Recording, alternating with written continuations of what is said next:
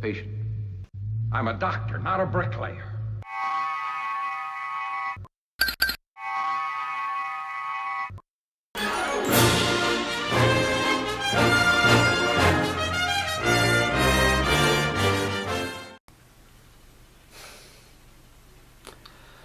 That's it, guys. Travis from Ostrich Longneck here. Well, this is the unboxing of the F15E Strike Eagle. When I bought this kit, I actually looked at it and I thought, this is the now I can't think of the plane's name. Tomcat. And I didn't pay attention at the actual plane's name, and then I realized, ooh, it's not a Tomcat, even though it looks something like a Tomcat. It's not the Tomcat. I messed up. I thought it was a Tomcat. I thought that's what I was after, and I got the Strike Eagle instead. But who cares? It's a beautiful looking plane. It's going to be a fun build. I don't know how many episodes this is going to take to complete, but this one I want to get as perfect as possible. So let's get over to the Revell 1:48 scale F-15E Strike Eagle. Let's head over to the box. Be back now.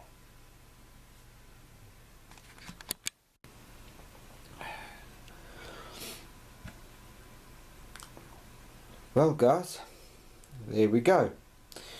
Revell 1:48 scale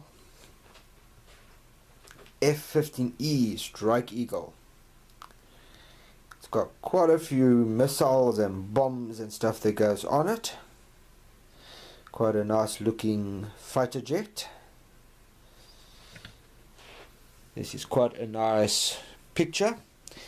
It's just what I wish the blokes would do, is when you buy something this beautiful with this type of box art on it, that they would actually give you a picture of this box art without all of this over here, which you could take, frame and have up against your wall.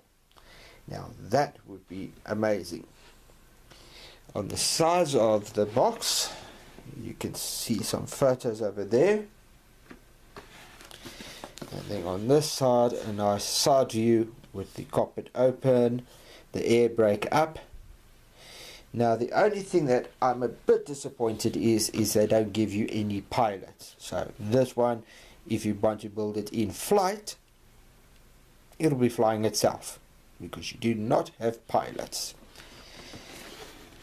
There's a nice one of, I think that's a reserve fuel tank with some missiles. And a nice top front view from there. And then of course on the other side of the box is exactly the same picture, except from the other side. So let's get to the more important parts. This particular one, I've opened the box just to check all the parts, but I've never opened the packages. So I've seen the parts, but I haven't actually handled them. Let's start with the instructions. The only problem I've got with the Revell kit, at least this one, is it gives you all the color markings here, dark green, but it doesn't give you a number. What I would have liked to have done is just give a little chart with all the different paints which you can get and each one's number, like Tamiya, number so, and whatever, number so, and so on and so on and so on. So if you, whatever paint you buy, you automatically know this is the right yellow. I mean, it just says yellow. So is it a light yellow or a dark yellow? Other than that, the instructions are fairly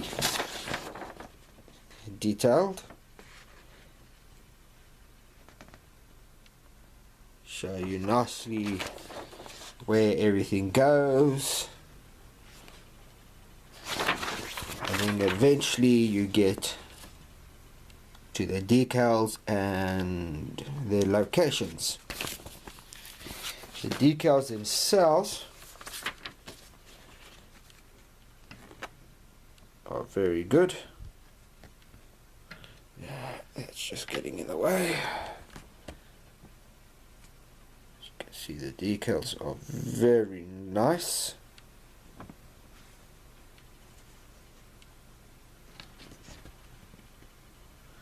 Very well made. So the decal sheet is very good. Now we come to the parts. Now, as I say, I opened this just to make sure that there's no damage or broken parts, but the bags are all still sealed, so this will be the first time. Now the one thing I like about Tamiya is they just fold the bag over and they staple it. With these ones it's actually sealed.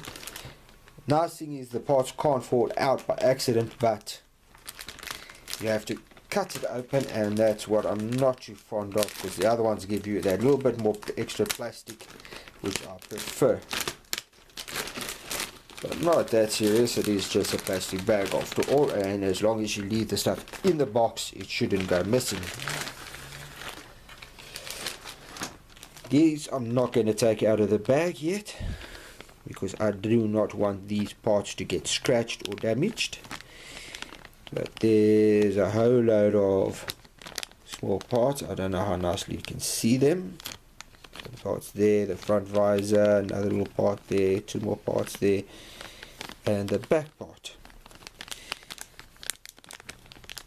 They look very nicely molded. I don't see much flash on it. Looks very good. Yep. Never seen this before. Oh. It appears these two parts over here are actually locked into each other. Ah, there we go. They've actually made, which I've never ever seen before, they've actually made mounting pins where these two pieces actually can go into each other. If I can get it. They're supposed to go in there like that, and like that, and then the same on this side, and then the two parts can't knock each other. Something I've never seen before. Nice, but a bit of a pain getting this stuff unclipped. Now, there's the under half of the fuselage. Detail looks pretty good on it. Once again, I don't see much flash except for a little bit over there, which is not serious. That's not on the plane itself. The plane itself looks very clean. Raised panel lines. Or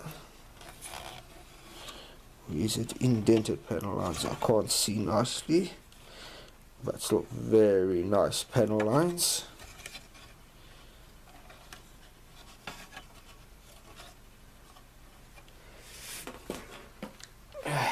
Next is the top part.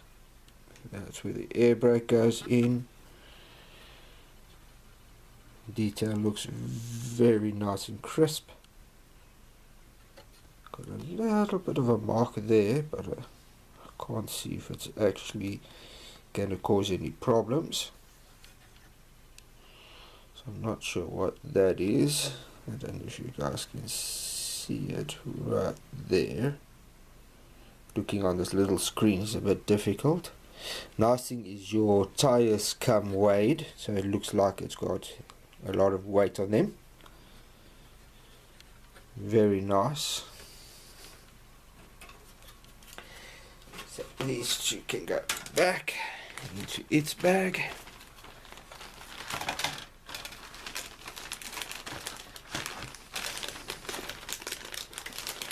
That way, if something goes wrong and the part breaks off, it will hopefully stay where it's supposed to be.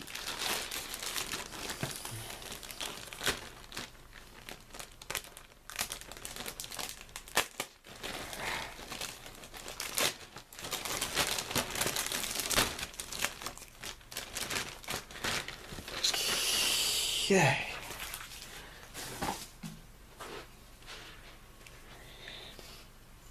There's the nose of the jet.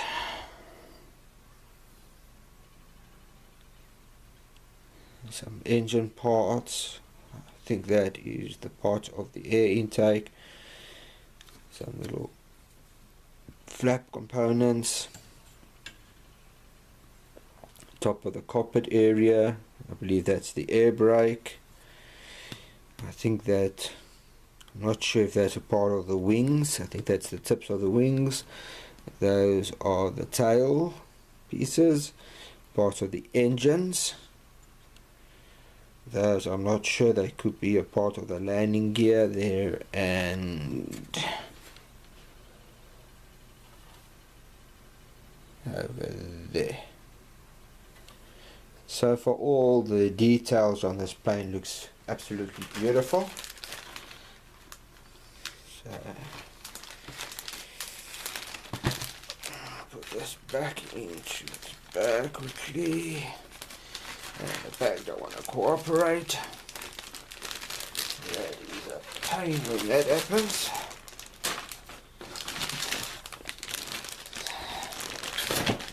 Second final part.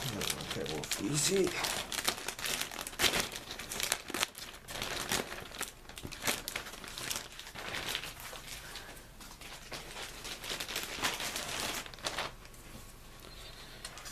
And there we got some more parts of the planes, more engine parts, landing gear, ejector seat, part of the inside. I'm not sure what these little gadgets are. The cockpit area, the control area, the landing gear. I think those are the mountings for the rockets.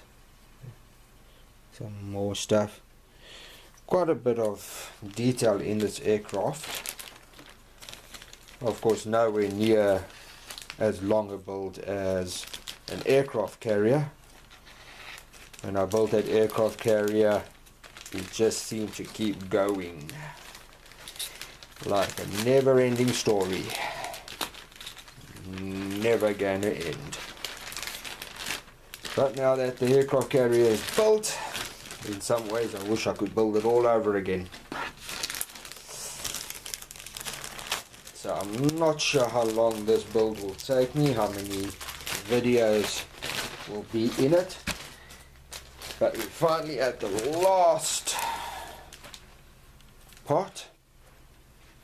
This one has got, I think those are fuel tanks. I'm not sure, they could also be bombs.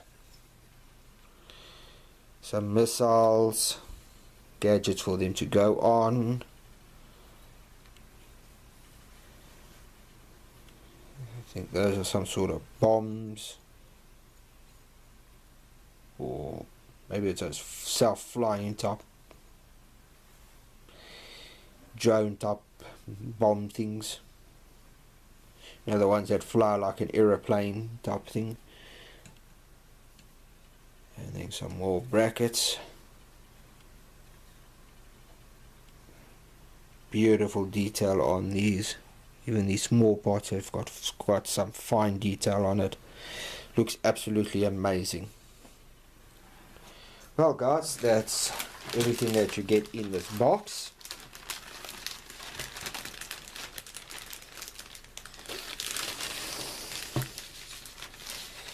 This is going to be the next project which I'm going to work on.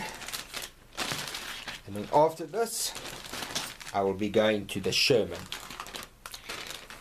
Once the Sherman's done, then I'll start with my diorama for the two tanks to go together. and that I will show you all, but first we're gonna start with that. So guys, I'll be back in a minute. I've just got a cat in my bedroom that's looking at the doors as if it's gonna open by magic. So I'll be back once I've let my cat out of the room. I'll be back in a second. Whew. Well guys, that's the next project. It's gonna be a challenge because I've never built something this complicated before. The old Valkyrie up there was complicated, but she didn't have any missiles or any ornaments. She was just a plane. This one might not be as complicated in some ways as that one, but it's gonna have its challenges. There's a lot of detail. The only things I'm worried about is the seam on the nose of the plane. I want to try to get this plane as perfect as possible and looking as amazing as possible. Well, until the next video, I just want to say to you guys, go watch Trevor's chestburster alien video if you haven't watched it yet. It looks absolutely amazing. He knows stuff about washers and stuff which I wish I knew, but I don't know nothing about. He gets stuff to look absolutely amazing. The way he did the blood, I would have never thought of that.